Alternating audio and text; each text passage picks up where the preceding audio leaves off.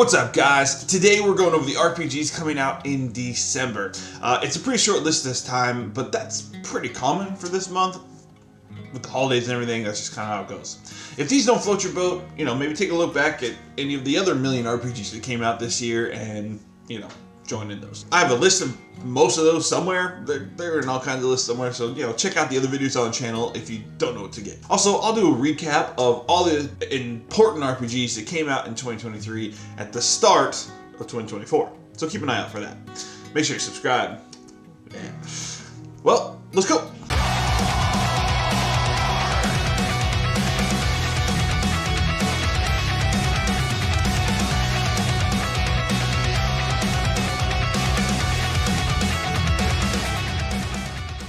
Dragon Quest Monsters is a Pokemon-like game in the Dragon Quest universe. Dragon Quest Monsters bear similarities not only to Pokemon, but Shin Megami Tensei, because it also adds in like a fusing or synthesizing of monsters to create something new. It's got a massive roster of around 500 monsters to collect.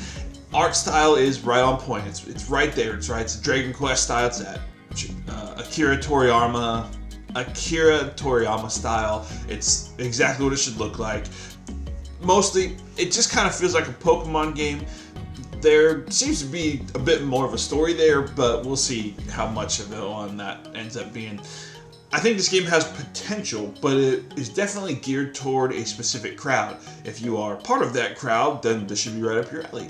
If not, it's probably not, right? But Dragon Quest Monsters: The Dark Prince comes out exclusively to the Switch December 1st. With up to 4 monsters in your party, you can also head to the arenas. Welcome to the Molosseum, where you can duke it out against the best of monsters and men alike. Let's brawl!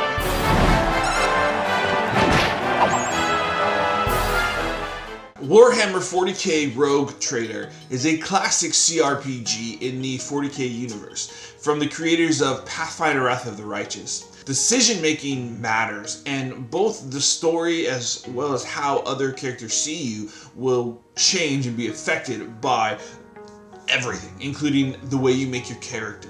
It's very complex. Rogue Trader has a full-fledged tactical turn-based combat, and based off what the team has made before, I would expect an intricate rule set, complex systems to engage with, and lots to dig into. There are many characters you can recruit into your kind of budding army, and a big story to get lost in.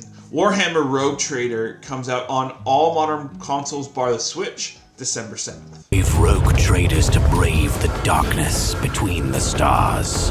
It does not matter who you were before, a fearless general, a fractious noble, or a bloodthirsty criminal.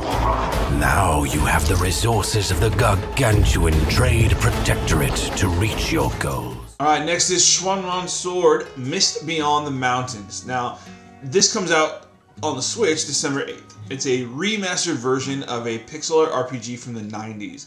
I really like this art style and the way the character portraits kind of change in the battle system. Think kind of Final Fantasy VII-esque, right? But the pixel art looks great.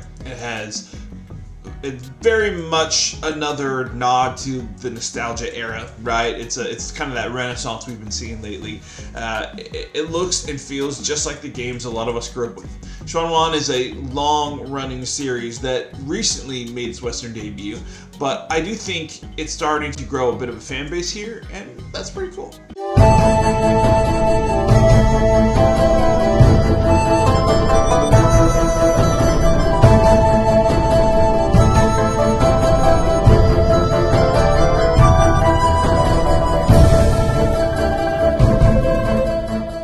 And the truth is, that's pretty much it. Hammerwatch 2 is a pixel hack and slash RPG that came out on PC earlier in the year, Xbox 2 I think. That's going to come out on PlayStation and Switch.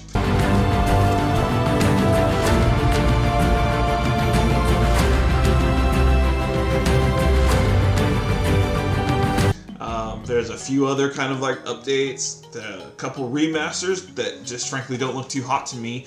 It kind of makes sense for a lighter month, like I said before, right? I mean, it's December and end of the year and holidays and everything. But frankly, our wallets and families will probably thank the gaming industry for having a lighter month and letting us gamers finally come home. That's kind of important. Only to lose us to our ever-growing backlog. I have loads to get to from this stacked year that I haven't even touched yet. So I don't necessarily mind a light month myself, especially, again, with the holidays. That said, if you venture out of the RPG compound, you could find the release of Avatar: Frontier of Pandora. Follow me! I won't hurt you! No!